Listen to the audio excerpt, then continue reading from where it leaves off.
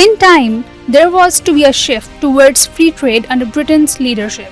By the early 19th century, economic thinkers like Adam Smith in his book The Wealth of Nations and David Ricardo in his comparative advantage theory argued that free trade benefited all nations. Britain's repeal of the Corn Laws in 1846 marked a significant shift which dismantled agricultural tariffs in favor of cheaper food imports.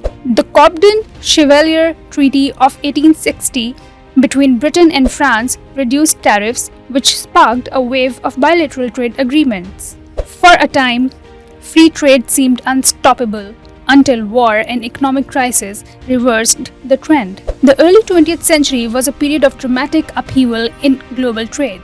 The gold standard, which had facilitated stable exchange rates and relatively free commerce in the late 19th century, came under severe strain after World War I.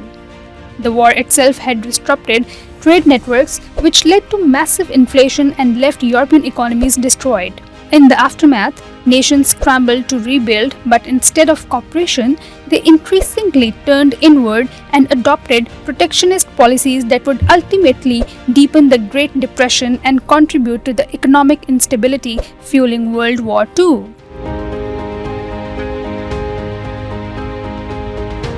The Treaty of Versailles in 1919 imposed heavy reparations on Germany. It crippled its economy and destabilized Europe. Meanwhile, the US, having emerged as the world's leading creditor, initially supported European recovery but soon retreated into isolationism.